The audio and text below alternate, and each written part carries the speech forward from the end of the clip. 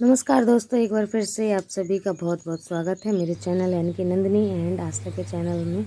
तो बिल्कुल आपको 5 बजे का टाइम दिखाया था, 5 बजे से भी पहले का। उसके बाद अभी धूप हल्की हल्की निकल चुकी है और झाड़ू पूरे घर में लगाने के बाद आ गई हूँ चाय बनाने।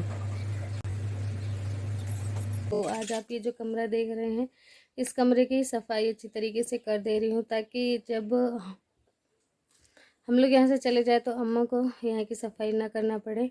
अगर वो ऐसा देखेंगी तो तुरंत साफ़ करने लगेंगी और कहेंगी कि कैसा छोड़ के चली गई है। तो इसलिए मैं सोच रही हूँ कि इसमें थोड़ी बहुत लकड़ियाँ कंडे हैं जो कि इधर उधर रखे हुए हैं, तो सही से उन्हें लगा दूँ, बोरी वोरी सही से रख दूँ। चलिए चलते हैं ऊपर।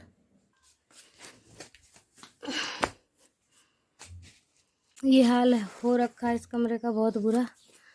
इस रस्सी की हेल्प से चढ़ूँगी ऊपर। तो दोस्तों अब ऊपर आ गई हूँ और ये देखिए ये हाल हो रखा है और ये लकड़ियाँ एकदम रास्ते में ही रखी हुई हैं।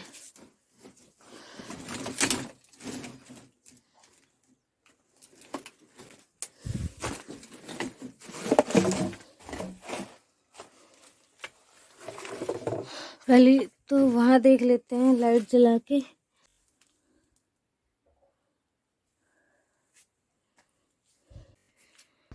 तो दोस्तों ये रहा देखिए इस कमरे का हाल। और इस कमरे में दुकान की जितनी भी बोरियां आती है वो यहीं पे मैं रखती जा। दोस्तों यही सब लकड़ियां बोरे हैं जो कि सही से रखना है, कुर्सियां उर्सियां बस। और तो तुरंत ही कर लूँगी, ज़्यादा इतना टाइम नहीं लगेगा। तो अब आ गई हूँ मैं इन सभी की पूरी की सफाई करने, इस अटरिया की और इन सभी सामानों को। वैसे सारे ही सामान थोड़े थोड़े बहुत काम के लायक हैं, लेकिन मैं इन्हें ऊपर ही रख देती हूँ, नीचे फैला ना रहे इसीलिए। लेकिन आज जो ये सारे सामान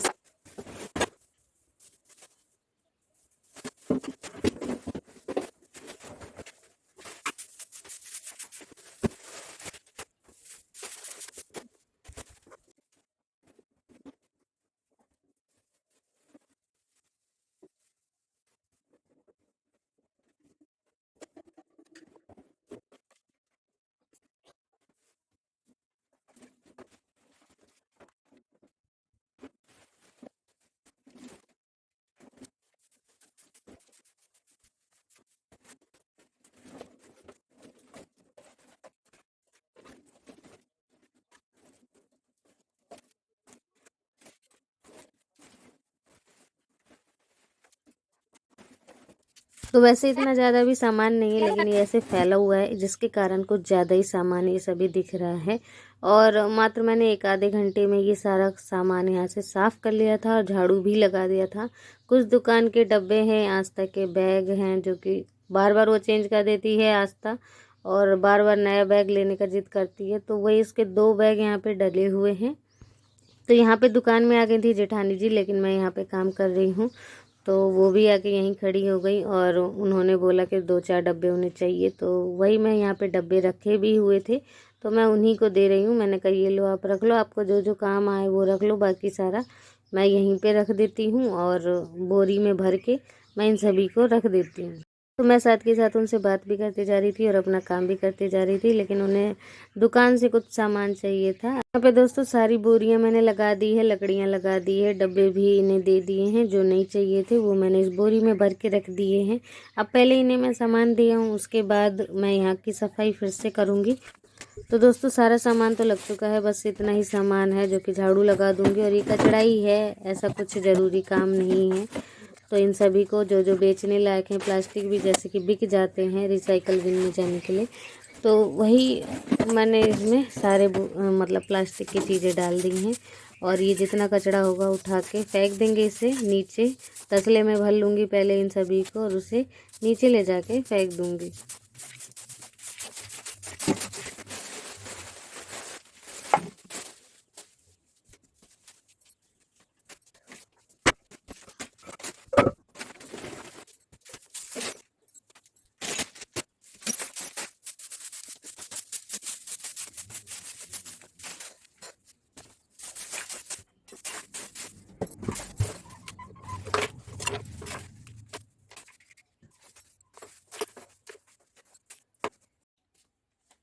तो दोस्तों फाइनली सफाई कर दी है मैंने, इधर भी और इधर भी झाड़ू लगा दिया है। यहाँ पे ये कुछ बर्तन वगैरह रखे हैं और सफाई हो गई है। अब चलते हैं नीचे। ये कचड़े का सारा इतना कचड़ा निकला है।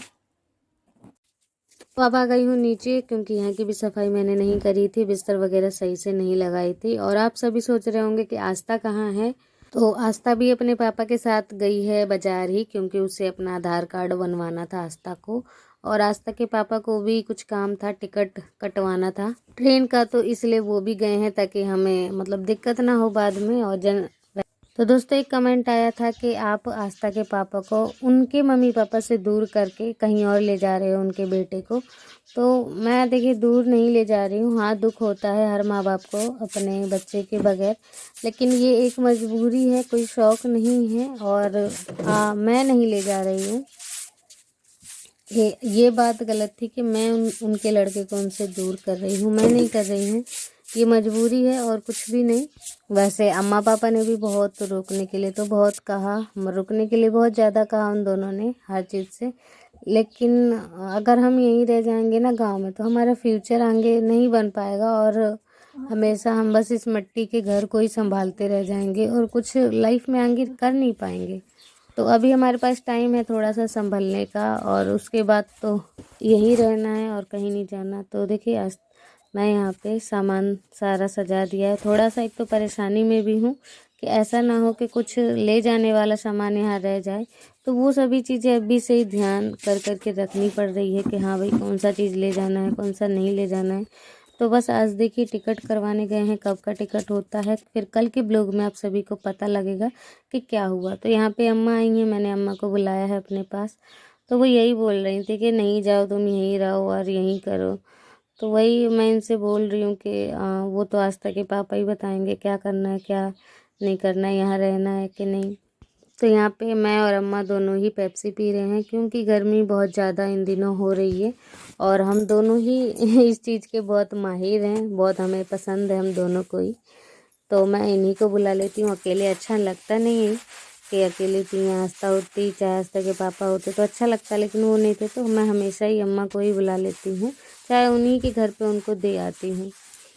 तो दोस्तों एक कमेंट ये भी आया था कि आप बहुत चालू पोछा लगाया आपने, धरती गीला भी नहीं हुआ और आपका पोछा लग गया। तो यहाँ का फर्श जहाँ पे अभी मैंने पोछा लगाया बहुत ही ज़्यादा दरदरा है, 2-2 3-3 बार पोछा फेरने पे भी ना वैसा ही दिखेगा, क्योंकि दरदरा है, ऊपर नीचे उबड़ खाबड़ है, जिसके कारण मतलब नीचे का सतह गीला ही नहीं हो पाता है, इसके कारण वैसा लगता है। और पानी से धोने पे ही ये ना अच्छी तरीके से सही रहता है। और इस तरफ जहाँ चूल्हा मेरा रखा है यहाँ पे बिल्कुल प्लेन है, बल्कि उतना भी प्लेन नहीं है, इस कारण पोछा ऊपर ऊपर से बस धूल मिट्टी हटाने के लिए मैं ऐसे पोंछ देती हूँ। बाकी साफ़ सुथरा तो रहता ही है यहाँ पे। और ददरी ज़मीन पे पोछा ढंग से नहीं लग पाता है, ये आप सभी को भी पता होगा, इस कारण वहाँ पे ऐसा लग रहा है, प्लेन नहीं है क्योंकि। तो अब दोस्तों आ गई थी चूल्हे को साफ़ करने, और ये जो मैंने कुर्सी बनाई है इसे भी मिट्टी से ही पोत दूंगी ताकि नए जैसा हो जाए। तो मिट्टी की चीज़ों को अगर मिट्टी से ही पोत दें तो नया जैसा बिल्कुल हो जाता है। और दोस्तों आप सभी के कमेंट तो बहुत सारे आते हैं, लेकिन ध्यान नहीं रह पाते, कुछ कुछ ऐसे कमेंट होते हैं जो मेरे मतलब दिमाग पे चढ़े होते हैं। तो वही एक कमेंट ये भी था कि आपको तो जाना था तो आप इतना मेहनत क्यों कर रहे हो।